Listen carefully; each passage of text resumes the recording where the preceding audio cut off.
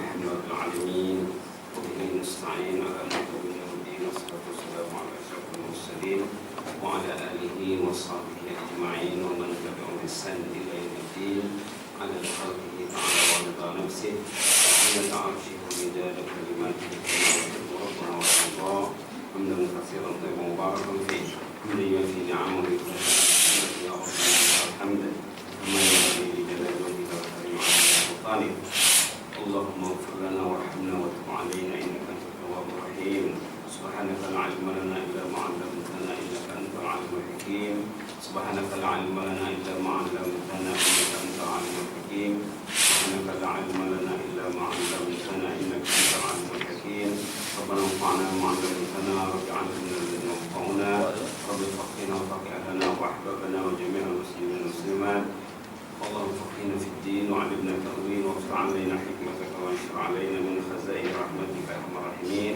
ونعوذ بك من علم لا ينفع ومن قلب لا يخشع ومن نفس لا تشبع ومن دعوة لا يستجاب لها يا ارحم الراحمين صلى الله على محمد وعلى اله وصحبه وسلم الحمد لله رب العالمين. Alhamdulillah rabbil alamin. Sahabat saya jemaah surau Ibrah yang Allah sekalian, alhamdulillah kita bersyukur kepada Allah Subhanahu wa taala. Kita jumpa lagi dalam majelis ilmu bincangkan tentang kisah salihin, ya. Tentang kisah salihin. Orang beriman sangat perlu kepada kisah salihin. Orang beriman sangat perlu kepada kisah salihin, sangat perlu berinteraksi dengan orang saleh. Ada beberapa faktor yang menyebabkan orang beriman itu perlu kepada orang saleh. Pertama, bagi merealisasikan salat. Kita hari-hari salat. Ada yang salat wajib, ada yang salat sunat. Dalam salat kita membaca Al-Fatihah. Fatihah sebagai rukun salat. Dalam Fatihah itu ada ayat-ayat yang berkenaan dengan orang saleh.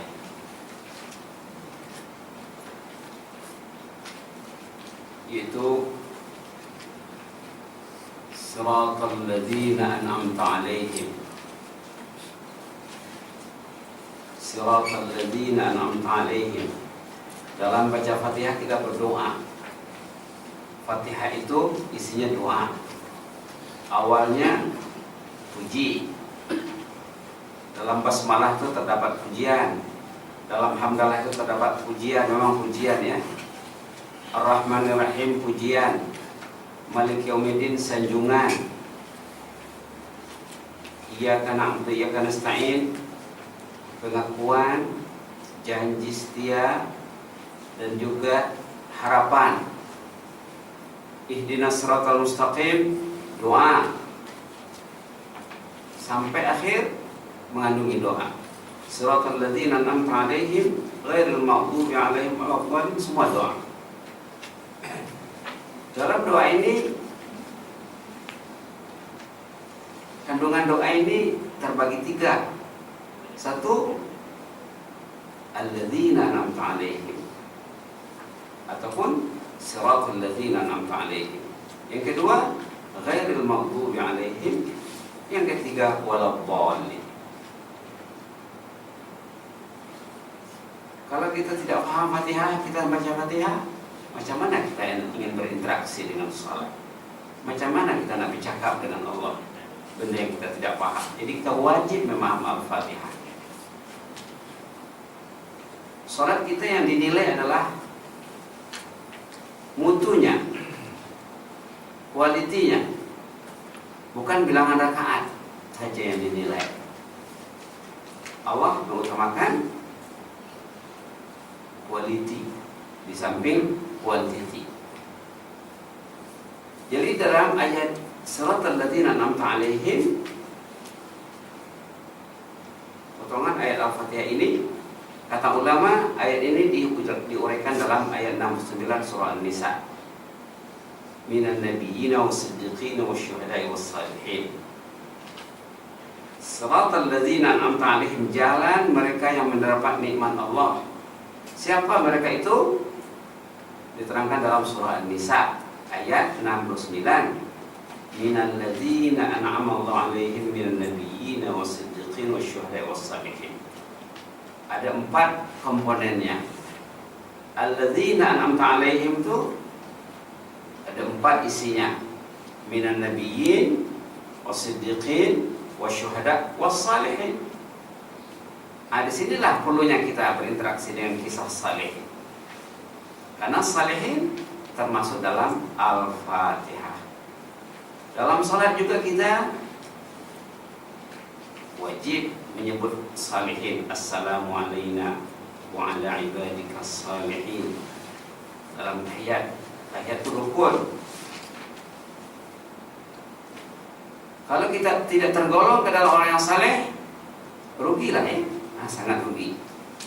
Setiap kali kita berdoa, setiap kali orang lain berdoa, baik di Malaysia, baik di luar Malaysia, baik orang Melayu, non-Melayu, di mana saja mereka berdoa sembahyang, mendoakan orang yang saleh. Jadi kita tak perlu tahu siapa itu orang yang saleh, apa sifat-sifatnya, macam mana kehidupan mereka. Nah, inilah kita coba singkat sedikit melalui kisah Al-Fudail bin Iyad radhiyallahu. Al-Fudail bin Iyad rahimahullah yang hidup tahun 107 hingga 187 Hijrah. Al-Fudail bin Iyad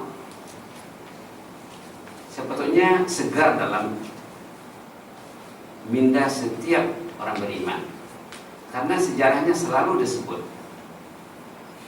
Nanti kita boleh balik rumah suruh anak, cucu, siapa, coba tolong lihat kisah Fudail bin Iyad di internet. Banyak ceritanya di internet.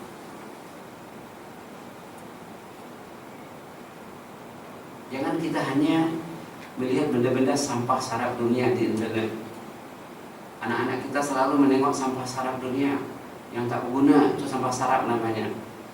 Ataupun penyakit, ataupun racun. Yang banyak di sana sampah saraf, penyakit dan racun. Bila anak kita sudah terkena racun internet, racun handphone dan lain sebagainya, tidak mau lagi baca Quran, malas ke masjid, terlambat ke masjid, terlambat sholat. Nauzubillah. Fudail bin Iyad sejarahnya banyak ya. Kalau buka internet banyak sekali sejarahnya. Suatu ketika dia berjumpa dengan seorang jemaah. Dia tak sebut nama di sini. Seorang orang alim, tokoh waliullah berjumpa dengan orang jemaah. Dia tanya, berapa umur anda? Dia sebenarnya nak masukkan message nih. Ada message yang mau dimasukkan sama Fudail. Tanya umur dulu. Oh, saya sudah berumur 60 tahun, kata jemaah tadi. Masuklah message-nya. Oh, kalau begitu, kalau umur anda sudah 60 tahun, berarti selama 60 tahun anda sudah berjalan menuju Allah. Sekarang perjalanan anda sudah hampir sampai.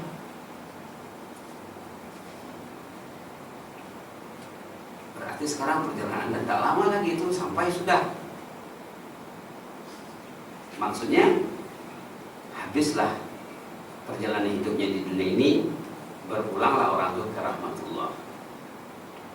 Orang ini termasuk orang yang lengah dan lalai, selalu lupa, selalu lekaya. Terkejut dia dengan kata-kata Fudail ini. Wah, katanya,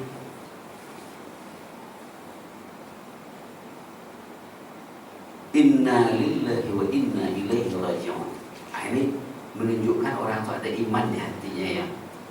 Kalau ada orang itu ada iman di hatinya, dia akan berinteraksi dengan orang, cepat mengingat nama Allah.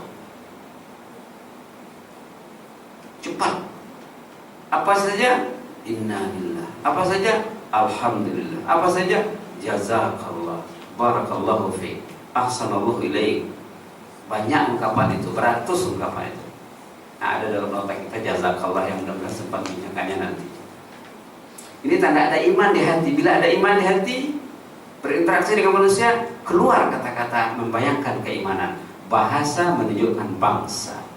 Kalau kata-kata Allah tak, dengan istri tak ada kata keluar, dengan suami tak ada, dengan anak tak ada, alhamdulillah tak ada, jazakallah tak ada di rumah kita, itulah status kita.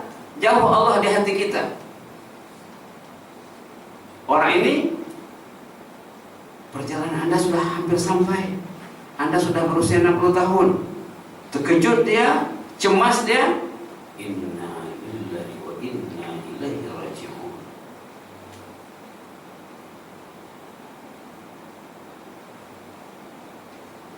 Dalam Quran ada disebut ayat inna lillahi wa inna ilaihi raji'un. Itu apa digunakan? Apa penggunaannya? Bukan sama, tidak sama dengan penggunaan Abang Melayu.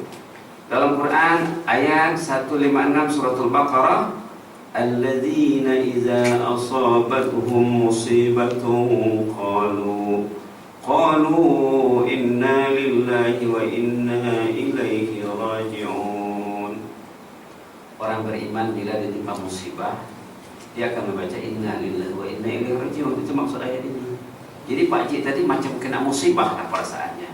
Musibah lah, 60 tahun hidup lalai,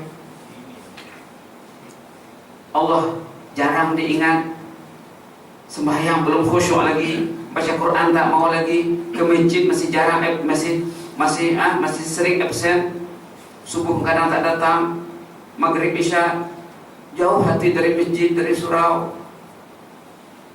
Itu musibah yang besar. Baca Quran tak mau, istri tak mau baca Quran, suami tak mau, anak-anak apalagi. Coba suami istri baca Quran duduk sama-sama, anaknya akan baca Quran insya-Allah. Saya ada seorang jemaah cerita dulu kat Brunei, saya kalau nak suruh anak baca Quran senang saja katanya. Saya akan duduk ambil baca Quran, istri duduk, anak saya automatically akan duduk.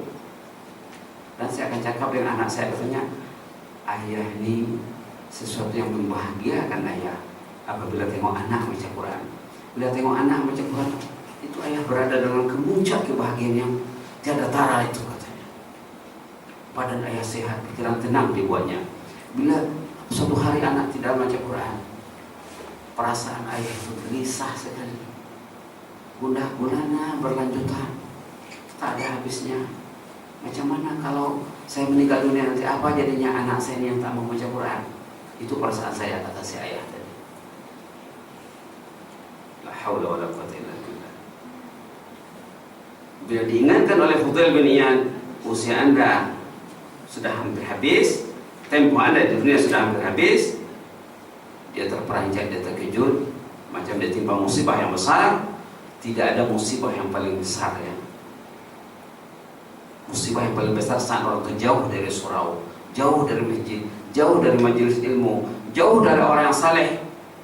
Bila kita jauh dari orang yang saleh, automatically kita akan dekat kepada orang yang taleh. Taleh opposite kepada saleh.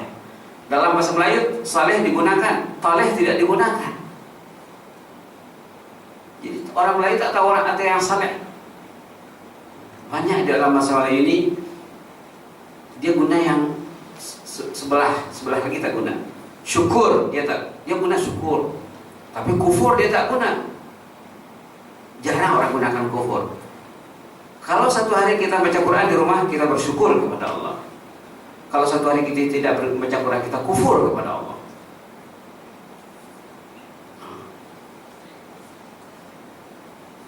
Subhanallah. Syukur dipakai, kufur tak pakai. Saleh dipakai, taleh tidak dipakai. Jadi kita tak tahu sah. Taufik dipakai taufik, tapi tidak meluas pemakaiannya. Taufik opositnya khizlan. Khizlan langsung tak pakai. Ini masalah bahasa ya, masalah kebahasaan. Saya PhD tentang bahasa, terjemahan itu bahasa ya. PhD tentang terjemahan Al-Quran. Itulah, tahu sedikit-sedikit. Taufik, mau kita baca Quran di rumah, kita diberi taufik oleh Allah.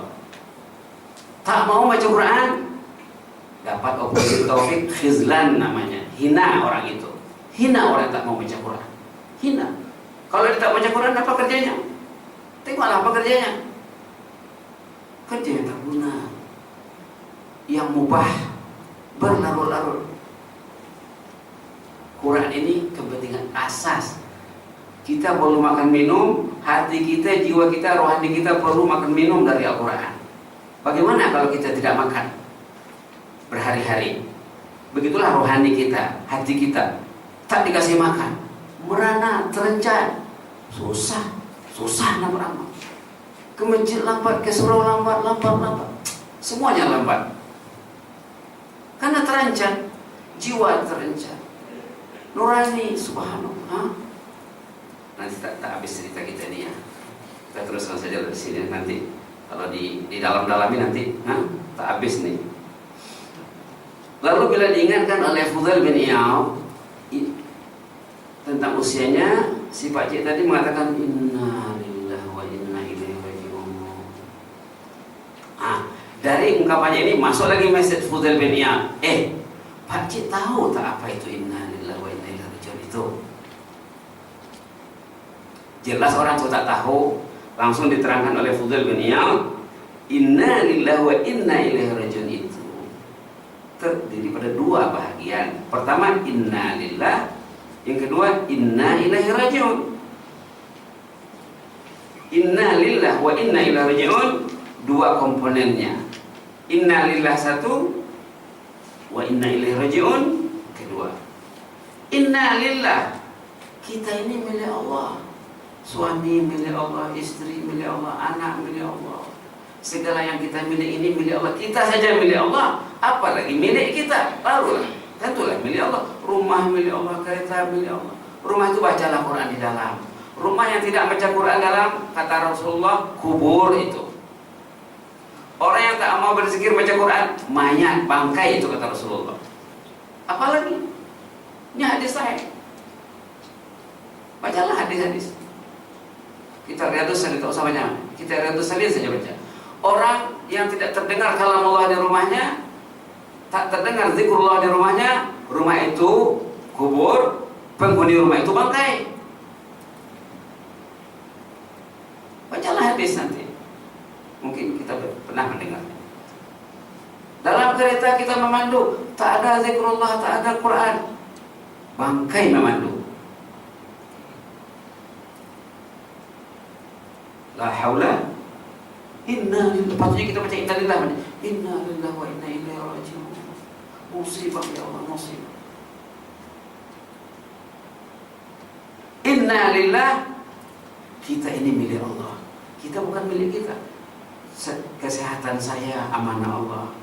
Akal saya, tenaga saya, kekuatan saya, ilmu saya anugerah Allah, bukan milik saya, adalah pertaruhan Allah. Yang nanti akan ditanya, kesehatan di mana digunakan, lidah untuk apa digunakan, mata, telinga, anggota untuk apa. Allah Ta'ala beri kita kelengkapan yang lengkap, selengkap-lengkapnya. Nanti akan ditanya, wala tus'alunna yawma idzin 'anil na'im. Kamu pasti ditanya Allah tentang nikmat yang diberikannya. Ada 50 pertanyaan asas dalam dari kiamat nanti. Ada 50 pertanyaan asas dari kiamat nanti. Dalam 2 bulan yang lalu Syekh Ali Jabir datang ke Pondok Perbani. Dia melontarkan 7 pertanyaan saja. Siap-siaplah untuk menjawab 7 pertanyaan katanya. 3 dalam kubur, 4 di padang mahsyar. Tapi menurut ulama di padang mahsyar itu ada 50 pertanyaan asas. Belum lagi pecahan-pecahannya. Satu pertanyaan makan masa katanya untuk menjawabnya, menyelesaikannya sebagai manusia sampai 1000 tahun. Jadi kesemuanya 50.000 tahun. Itu maka dikatakan dalam Quran, ta'arujul malaikatu ilaihi fi yawmin kana miqdaruhu 50 alf sana. Dari kiamat itu orang sana nak menyelesaikan urusannya dengan Allah 50.000 tahun. Sahabat kaget, takut mendengar, ya Rasulullah 50.000 tahun. Ya Rasulullah. Macam mana lagi itu? Kata sahabat Nabi, orang akan berkumpul pada masa nanti menyelesaikan permasalahan yang diajukan Allah tak selesai, sholat saja tak selesai.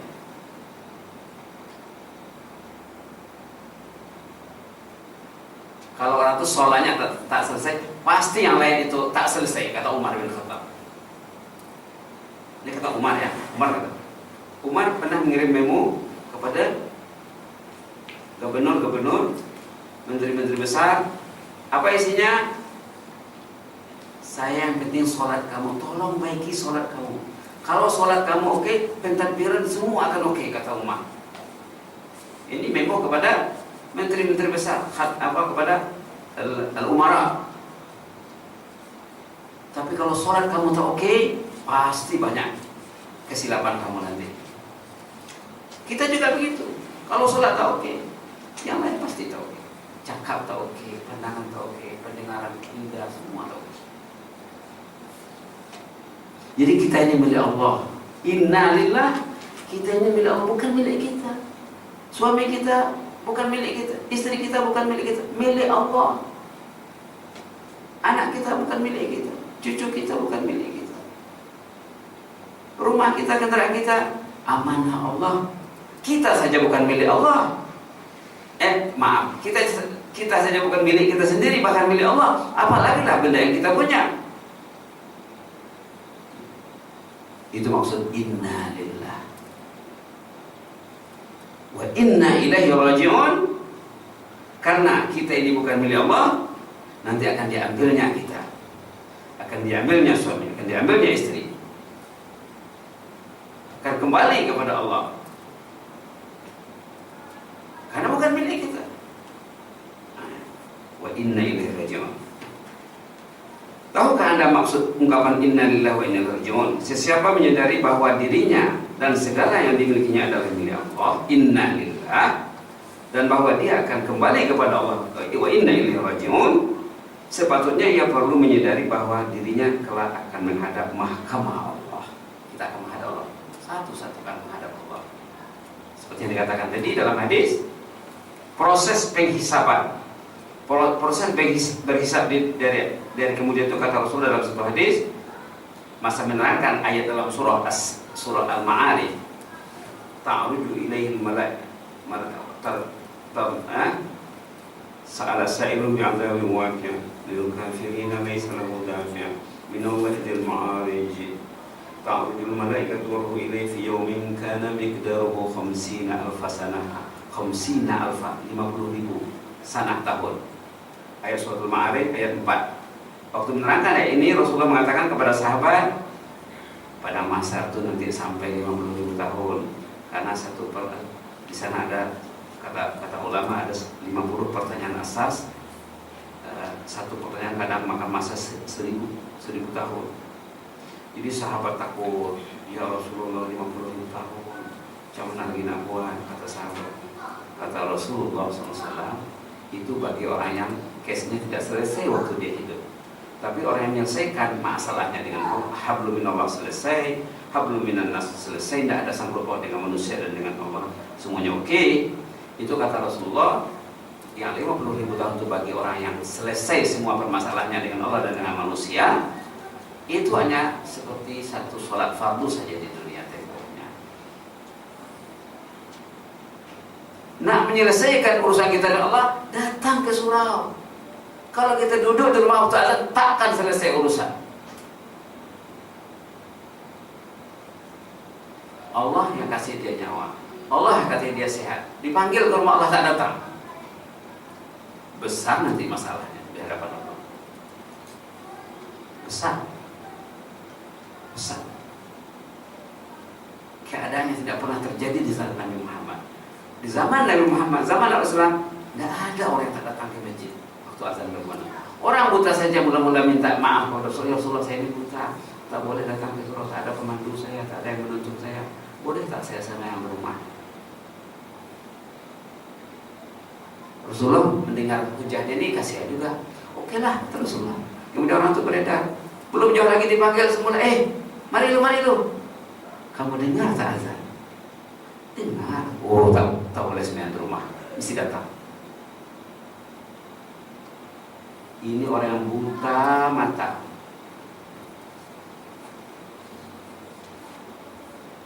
La haula wala quwwata illa billah. La haula wala quwwata illa billah. Jadi orang yang menyelesaikan urusannya dengan Allah dan dengan manusia di sana, nanti kata Rasulullah, proses dia berhisab nanti di sana seperti 1 kali sholat fardu di dunia. 5 menit, 6 menit, paling lama 10 menit, tak selesai urusannya.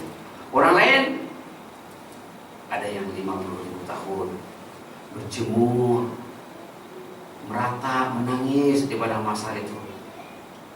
Kita akan menghadap Allah ya. Dirinya kelak akan menghadap Allah di mahkamah Allah. Siapa menghadap nanti akan di mahkamah Allah, dia pasti akan ditanya. Bersiap-siaplah untuk menjawab setiap persoalan yang diajukan. Pikir-pikirlah apa pertanyaan yang akan diajukan. Banyak dalam Quran contohnya ya. Dengan perasaan cemas, si lelaki tadi, jemaah tadi, ya Rasulullah, wahai Fudail, macam mana lagi nak buat nih? Macam mana saya nak buat? Apa saya nak jawab nanti? Menyesal, dia takut. Kata Fudail, kalau anda takut, anda menyesal, itu senang. Yang susah itu orang yang tak mau insaf-insaf, tak ada takut di hatinya. Dikasih motivasi, kasih ceramah, tak takut juga. Tapi kalau dibagi hujah, dibagi alasan, takut. Dia orang itu takut. Malhilah katanya. Apa lagi jalan keluarnya? Itu bahasa Arabnya. Kata Fudail, yasirah. Penyelesaiannya sangat mudah bagi orang yang takut kepada Allah. Takut ini yang susah. Nak dapat takut tuh. Takut dia mendengar azan. Kalau dia duduk di rumah, susah nak dapat. Tak dapat sehari, 2 hari, seminggu, 2 minggu pun tak akan dapat. Orang dulu, bila ada jemaahnya memangnya tak datang, sembahyang berjemaah, datanglah orang ke rumahnya bertakziah. Ini cerita orang saleh. Datanglah orang, encik kenapa tak datang encik? Bertakziah jemaah ke rumahnya. Sekarang kalau kita bertakziah pada orang tak datang ke masjid ke surau, habislah masa kita di situ. Tak ada buat benda lain lagi. Karena ramainya yang tak datang, sedikitnya yang datang. Kalau dulu yang datang tuh 99.9%. Yang tak datang sedikit. Jadi bila orang nak pergi takziah senang saja. Dalam 100 orang ada 1 orang yang tak datang. Senang saja kita. Mungkin hari ini pergi si A, besok pergi si B, beredarlah. Itu terjadi zaman dulu ya. Bahkan dalam hadis sahih mengatakan, riwayat Imam Muslim, wala yatakhallafu anha illa munafiq zahirun nifaq. Yang absen salat berjamaah itu orang munafik katanya. Bacalah hadis. Yang absen salat berjamaah itu orang munafik.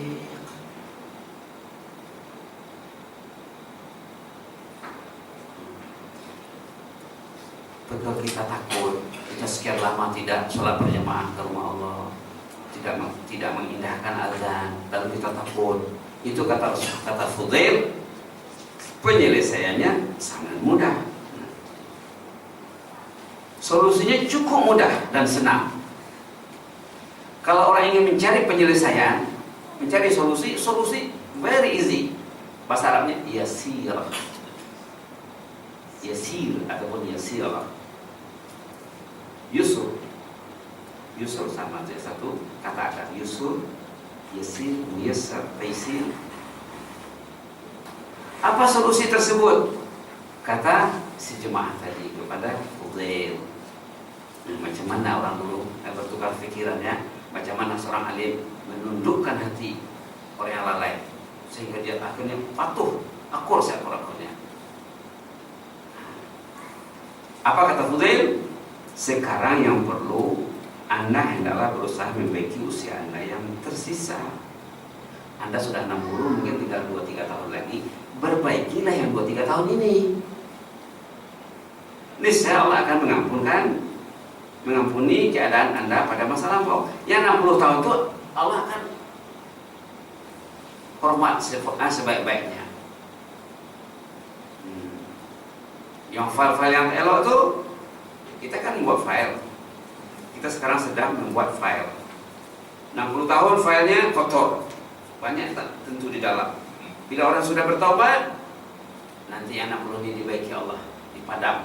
Yang tak baik itu dipadam, dikekalkan yang baik saja. Bahkan di tempat yang tak baik itu sesudah dipadam dan dibersihkan, dimasukkan benda yang baik banyak-banyak. Kalau Anda bertaubat katanya, umur Anda sudah 60, tinggal 2-3 tahun lagi, dalam hadis Rasulullah dikatakan usia umat Muhammad hanya dalam sekitar 60 ke 70. Sedikit orang yang lebih dari 70 umurnya, kata Rasulullah. Kalau sudah ada yang lebih 70 di sini, belum ada ya? Belum ada. Kata Rasulullah sedikit bilangannya. Yang perlu kata Fudail, perbaikilah sekarang. Lembaran Anda hari ini dan hari esok Anda perbaiki. Yang lepas itu urusan Allah. Allah akan membaikinya. Jangan ingat lagi. Ingat apa yang hari ini mesti baca Quran, hari ini baca Quran, mesti baca Quran. Orang itu kalau tak mau baca Quran ya, dia masalahnya rumit serumit itu. Itu ulama mengatakan, nak melihat orang itu, nak mengukurnya tengok Qurannya. Itu aja katanya. Ya, Hasan Basri cakap. Nak tahu orang tu elok-eloknya, tanyalah Qurannya, lihatlah bacaan Qurannya. Kalau di Arab ya, saya tak lama sangat di sana, 13 tahun lebih saja. Di Arab kalau orang masuk surau sendiri, dia mesti pegang Quran. Masuk surau, pegang Quran.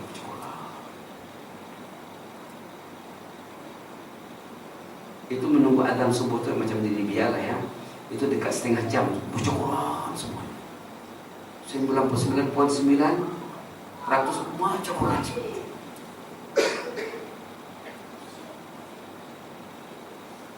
Kalau kita pergi ke surau tak baca Quran, kalau kita sembahyang tak baca Quran, tak akan meningkat sembahyang kita itu. Sembahyang itu perlu kepada Quran. Hati itu perlu, kita dah cakap tadi dah. Keperluan asas hati adalah Al-Quran. Tak terisi, macam kita tak makan, tak minum, tak ada vitamin, tak ada apa, merana lah. Begitulah hidup kita.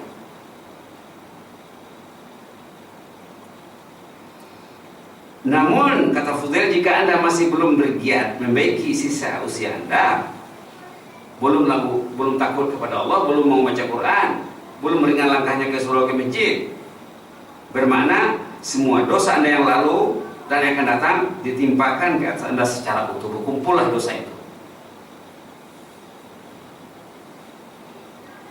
Ingatlah bahwa amal si hamba akan dikira mengikut penyudahannya. Penyudahannya baik, yang lepas itu baik. Kita lihat dalam Quran, contohnya surah, banyak contoh dalam Qurannya. Tengok aja suratul Mulk ayat 12. Innal ladzina yakhshawna rabbahum bil ghaib, innal ladzina yakhshawna rabbahum bil ghaib lahum maghfiratun wa ajrun kabir. Orang itu kalau sudah ada takut kepada Allah di hatinya, innal ladzina yakhshawna rabbahum, yakhshawna itu khasyah, khasyah itu takut. Kalau ada takut, menyesal atas kesilapan yang lalu, menyesal, takut, ya Allah, macam mana nak buat lagi ni, ya Allah. Berapa tahun aku tak baca Quran, berapa tahun aku tak ke surau. Contohnya lah ya. Dah ada rasa takut, menyesal, lahum maghfirah, orang akan diberi Allah keampunan, wa ajrun kabir, maka akan diberi pahala yang besar. Contoh yang dekat yang semua kita tahu, contoh yang semua kita tahu dalam hadis sahih muttafaq alaih, orang yang membunuh 99 mangsa, kemudian ditambah 1 jadi 100, akhirnya dia takut kepada Allah, bertaubat, dia terima Allah taubatnya. Hadis sahih muttafaq alaih. Hadis riwayat Bukhari Muslim. Umar bin Khattab keluar dari rumahnya bawa pedang. Nak membunuh siapa? Nak membunuh Muhammad. Bawa pedang nak membunuh Muhammad. Muhammad nak ke mana? Umar nak ke mana? Kata kawannya tengah jalan. Bawa pedang nampak saya tu. Ini nak membunuh Muhammad. Umar, dengar cakap saya dulu. Adikmu pun dah masuk Islam lah. Uruslah keluarga dulu, baru nanti Muhammad diurus. Oh iya ya, dia pergi ke rumah adiknya. Marah-marah. Semua kita tahu ceritanya ya. Akhirnya bila dia baca Quran, dia pegang Quran. Taha ma anzalna 'alaikal Qur'ana litashqa illa tadhkiratan liman yakhsha tanzilan mimman khalaqal arda was samawati al-'ula sampai kepada ayat 16. Fala yasuddannaka anha man la yu'minu biha wattaba'a hawahu fatarda. Baca semua takut ya. Atau rasa takut. Orang yang belum Islam ya pegang Quran, datang rasa takut. Akhirnya ingin mencari Muhammad untuk memeluk Islam. Tengok, dah ada takut, dah ada risau. Allah mengabaikan semuanya yang niat jahatnya, perbuatan jahatnya, yang bunuh anak lah, macam-macam lah. Umar ni ya, itulah. Jadi khasyah yang paling perlu ya, khasyah. Khasyah istilah Al-Quran, banyak sebut Al-Quran, dia belum masuk dalam bahasa Melayu lagi. Sepatutnya istilah-istilah Al-Quran ini karena menyerap dalam bahasa Melayu. Kalau kita gunakan terjemahan saja dia tak sampai. Tak sampai. Sebab bahasa Al-Quran lain dengan bahasa kita. Itu saya cakap tadi ya, alhamdulillah saya PhD saya tentang terjemahan Al-Quran. Saya dapati terjemahan apa itu istilah-istilah Al-Quran dia tak sampai message kalau tidak diserapkan ke dalam bahasa Melayu. Nah, jadi ini termasuk istilah bahasa Melayu khasyah. Khasyah, yakhsha, khasyah. Banyak dalam Quran itu disebut. Innama yakhshallahu min ibadihi ulama. Yakhsha. Ini yakhshawna. Itulah ya. Dalam Quran surah 70, surah Al-Furqan ayat 70, Rasulullah memperingatkan illa man taba wa amana wa amila amalan salihan fa ulaika yubaddilullahu sayyi'atihim hasanat wa kana Allahu ghafurar rahima. Artinya orang itu kalau sudah 60 tahun dia berbuat silap, berbuat lengah dan lalai, kemudian dia membaiki lembaran hidupnya, yang lepas itu akan diselesaikan Allah. Yubaddilullahu sayyi'atihim hasanat. Kejahatannya akan digantikan dengan kebaikan. Itu baiknya Allah itu. Sekali orang itu bertobat, Allah menyambutnya dengan baik. Lembaran amal yang tak baik tadi dipadam, diletakkan pahala di situ banyak-banyak. Itu maksud ayat ini. Dalam satu hadis sahih juga ya, Rasulullah membuat gambaran seperti orang apa limitnya. Sampai berapa? Biasanya sampai berapa? Ya? Boleh lagi? Jangan segan-segan, bagi tahu saja. Kata orang Arab, fis sarahati raha. Kalau kita terus terang, kita senang. Terus terang, sudah habis Ustaz, habislah. Nanti ada rezeki datang lagi. Kalau ada 5 menit lagi, 5 menit, kalau 10 menit, 10 menit. Oke, satu hadis riwayat Imam Muslim.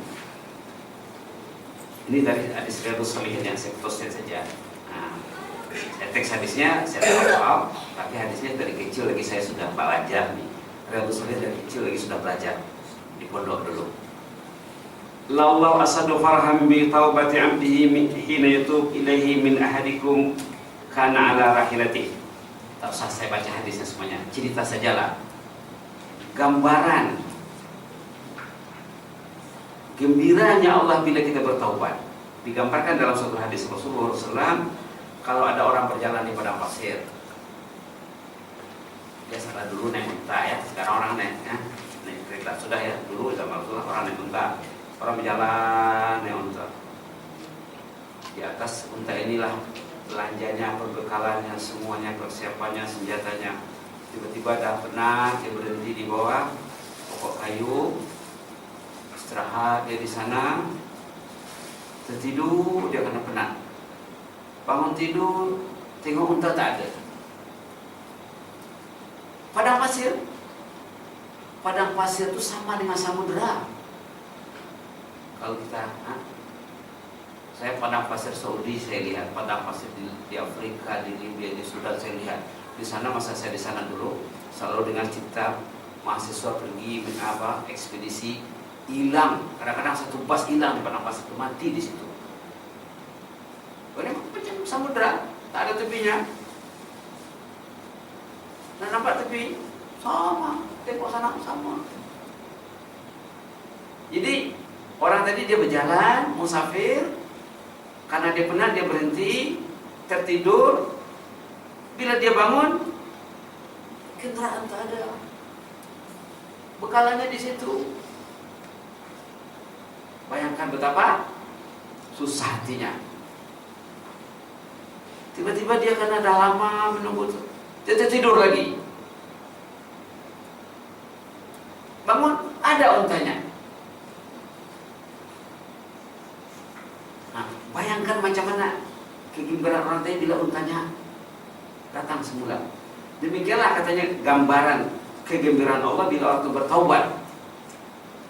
Yang tadinya tak ke masjid, yang tadinya tak baca Quran, bila tiba-tiba baca Quran, gembiranya Allah mendengar Quran dibaca di rumah kita.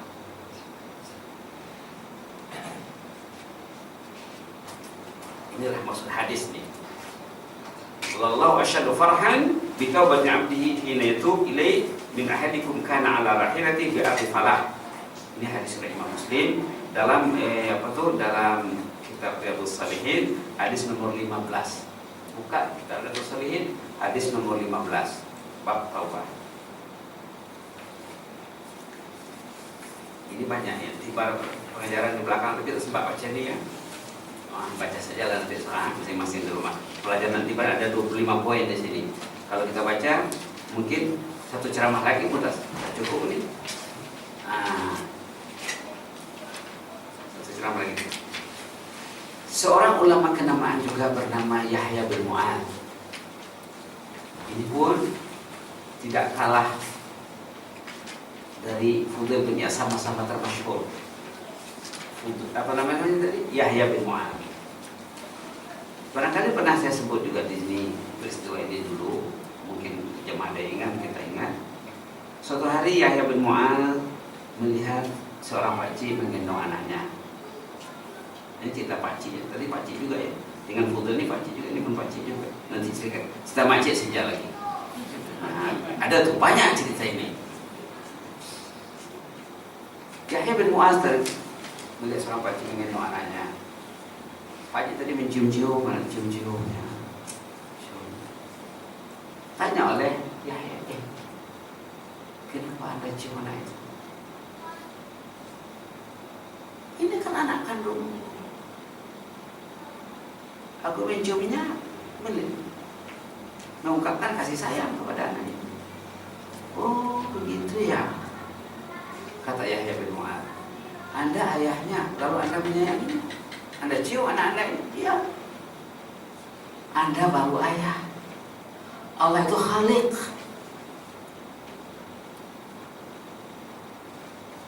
Anda baru status Anda seorang ayah, walid ataupun abi. Allah itu Khaliq.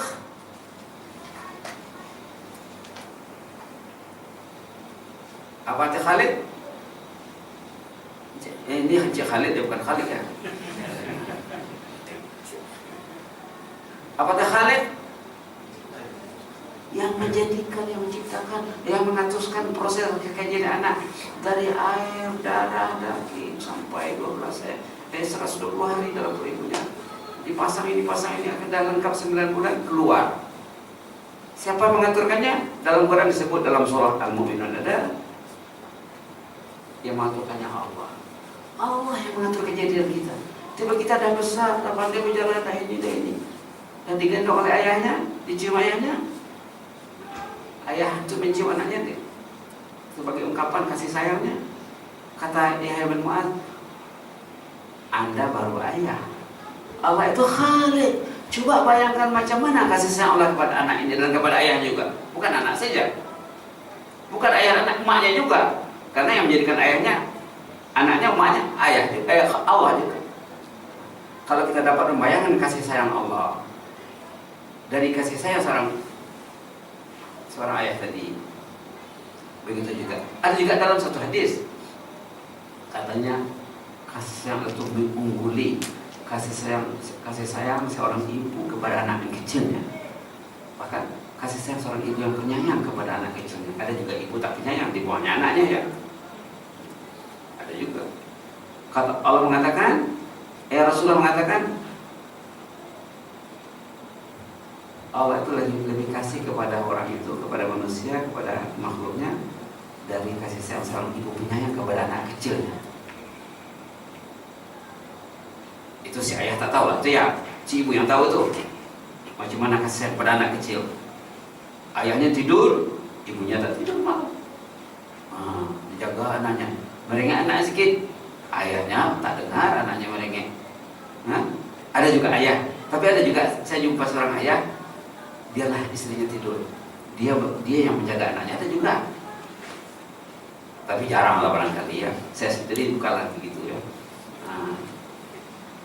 Yang jelasnya dari cerita Yahya bin Mu'adz, kita tahulah kasih sayang Allah itu kepada kita itu macam mana hebatnya. Apa tanda kasih sayang Allah kepada kita? Ada Quran di rumah kita, semua rumah ada Quran. Bahkan jemaah di dalam kereta Al-Quran, dalam handphone ada Al-Quran. Di mana-mana ada Al-Quran. Maka bacalah Al-Quran ini kasih sayang Allah. Sekali kita baca Quran, dosa kita hanyut, hati kita baik, bersih, utuh, sehat, happy, hati kita happy, badan kita happy.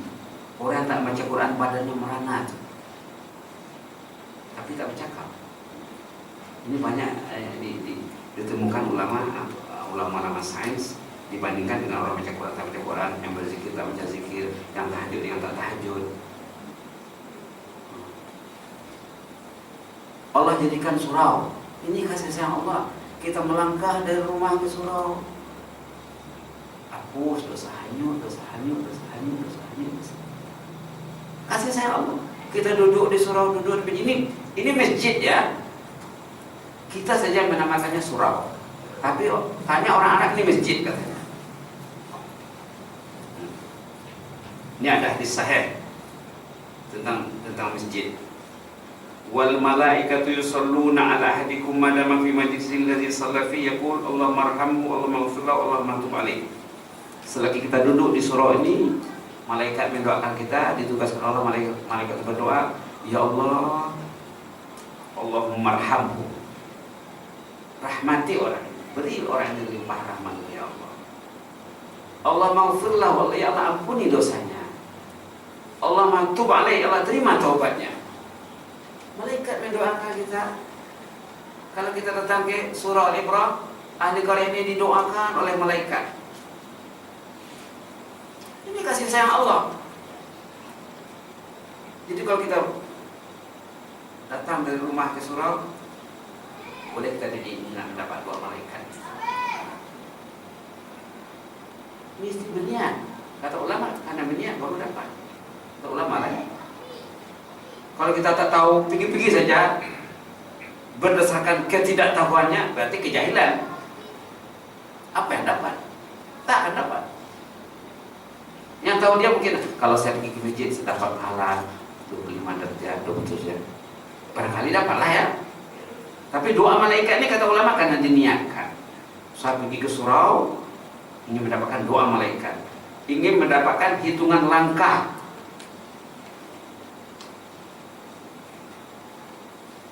Bahwa orang melangkah dari rumahnya ke surau, langkahnya dikira oleh malaikat, satu langkah dapat 3,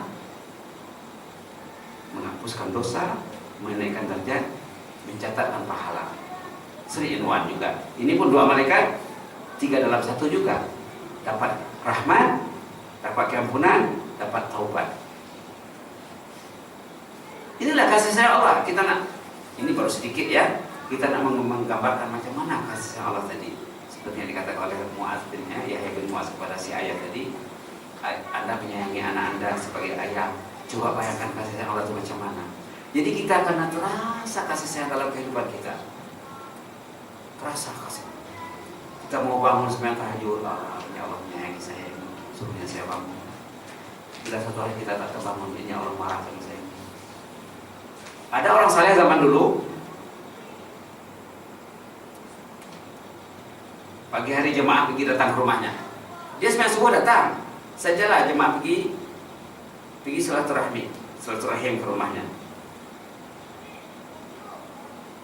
Orang yang menangis. Encik datang sembahyang berjemaah, kenapa menangis lagi? Patutnya orang dulu kalau dia datang sembahyang berjemaah subuh dia menangis. Ini orang tu menangis padahal dia dah datang sembahyang subuh. Ditanya sama jemaah, kenapa Anda menangis? Adakah Anda baru mendengar berita ada keluarga yang meninggal dunia? Tidak ada, semuanya sehat, semuanya oke. Tidak ada yang meninggal. Saya menangis itu bukan pasal yang meninggal, tapi kesedihan yang menimpa saya ini lebih dari sedih yang saya alami kalau ada saudara terdekat, keluarga terdekat meninggal. Lebih dari itu lagi. Jadi masalahnya apa sebenarnya? Adakah Anda sakit? Orang lain tak tahu gejala-gejala penyakit Anda. Saya sehat, tapi yang saya alami ini, yang membuat saya menangis ini lebih dahsyat daripada sakit yang paling sakit. Jadi apa sebenarnya? Jadi malam saya tak baca Quran. Jadi malam saya tak baca Quran. Berarti saya kena marah oleh Allah. Sakit rasanya. Mesti ada kelemahan saya, ada something wrong dalam kehidupan saya, ada buat saya buat dosa hari ini atau 2 hari sebelumnya atau beberapa ketika sebelumnya, lalu saya tersekat dari Al-Quran. Orang yang tak baca Quran itu tersekat dari rahmat Allah karena dosa yang dilakukannya. Sama ada dosa hari itu, 2 hari sebelumnya, atau dosa sudah menumpuk dah, dosa sudah menggunung dah. Tak mau baca Quran, tak mau pegang Quran. Demikian juga sholat berjemaah ya. Kata Sulaiman Ad-Darani, ini ulama besar juga zaman dulu, kalau Anda tak datang sholat berjemaah sekali, berarti Anda tersekat dari rahmat Allah karena dosa yang Anda lakukan, katanya. Baca buku karya Imam Ibnu Qudamah contohnya, Minhajul Qasidin. Kalau Anda tidak mau bangun sholat tahajudnya malam hari, padahal badan sehat, tidak sibuk, tapi tak mau bangun, berarti Anda tersekat dari sholat tahajud karena dosa Anda sendiri. Ada orang tak datang sembahyang subuh, rumah dekat dengan surau, azan terdengar. Kalau dia tak dengar azan, lagi dahsyat ya. Rumah dekat tapi dia tak dengar azan, itu tebal hijab itu. Ini azan dengar, tapi dia tak datang. Kenapa tak datang? Kata Sulaiman Ad-Darani, orang itu tersekat dari ibadah yang mulia, yaitu sholat subuh berjamaah karena dosanya. Kalau orang itu datang dengan subuh berjamaah, dia dapat bonus seperti sembahyang 1 malam tak tidur, seperti berqiyamul lail 1 malam tak tidur. Ini bonus. Kalau datang sembahyang Isya berjamaah, dia dapat bonus seperti sembahyang separuh malam. Kalau Isya datang, subuh datang, berarti umurnya sudah bertambah 1,5 malam. Yang 1,5 malam ini sembahyang, baca Quran, zikir, tahlil, istighfar, penuh dengan ibadat. Bukan usia kosong. Ini ada dalam hadis sahih semuanya. Orang yang datang Isya dan subuh berjamaah nanti di padang mahsyar terang jalannya, Orang yang tak datang semayang subuh Indonesia, gelap jalan mau ditempuhnya nanti. Macam mana mau bicara menuju surga Allah, jalan tak nampak. Maka dalam hadis saya dikatakan, Basyiril masya'ina fil dhulam bin nuri tabdi yawmal qiyamah, kata Rasulullah SAW. Berilah berita gembira, motivasi kepada orang yang rajin datang subuh dan isya berjamaah, bahwa suasananya nanti sedang terang benderang di sana.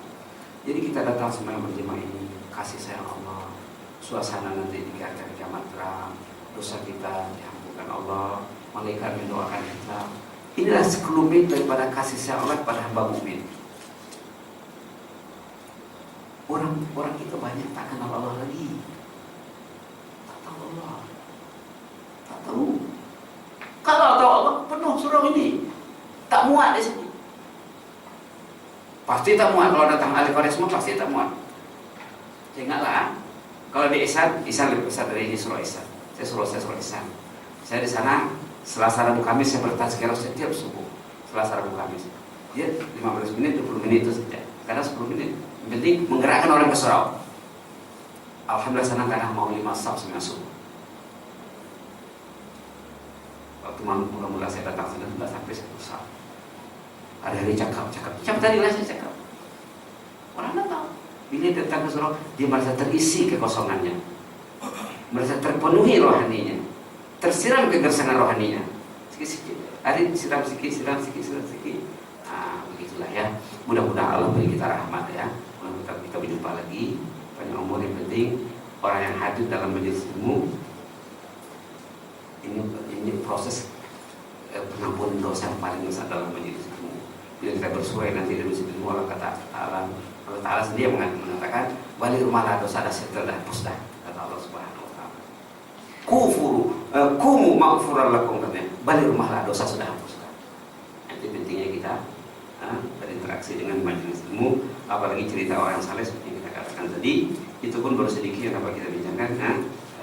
Nota ada dua muka surat, satu muka surat lagi perlu pada ceramah mungkin 3 hari barangkali. Kita tahu lah ya. Jazakallah belum disorot lagi. Yang jelas jazakallah itu kita banyakkan lah ya. Baca jazakallah yang dipastikan kita selalu mengatakan jazakallah, jazakillah, barakallahu fi, alhamdulillah. Kita sebutlah. Orang yang rajin menyebut kalimat-kalimat yang indah ini dalam hidupnya, itulah lidah yang akan lancar menyebut la ilaha illallah waktu nak meninggal. Ini kata ulama. Selalu sebut alhamdulillah, bismillah, jazakallah, barakallahu fi, subhanallah, alhamdulillah, astagfirullah, la haula. Selalu disebut, selalu ikut pemakaiannya lah. Ikut pemakaian penggunanya, selalu disebut. Kata ulama, lidah itulah nanti saat meninggal dunia lancar menyebut la ilaha illallah. Mudah-mudahan ya kita semuanya lancar menyebut la ilaha illallah. Waktu nanti dunia, amin ya rabbal alamin. Aqulu qouli hadza wa astaghfirullaha lakum. Assalamualaikum warahmatullahi wabarakatuh. Subhanakallah wa bihamdik, asyhadu an la ilaha illa anta, astaghfiruka wa atubu ilaik. Subhanakallah wa bihamdik, asyhadu an la ilaha illa anta, astaghfiruka wa atubu ilaik. Subhanakallah wa bihamdik, asyhadu an la ilaha illa anta, astaghfiruka wa atubu ilaik. A'udzu billahi minasyaitonir rajim. Bismillahirrahmanirrahim. Wal 'ashr. Innal insana lafi khusr illa alladziina aamanu wa 'amilus shalihati wa tawassaw bil haqqi wa tawassaw bis sabr. Shadaqallahu al-'azim. Taqabbalallahu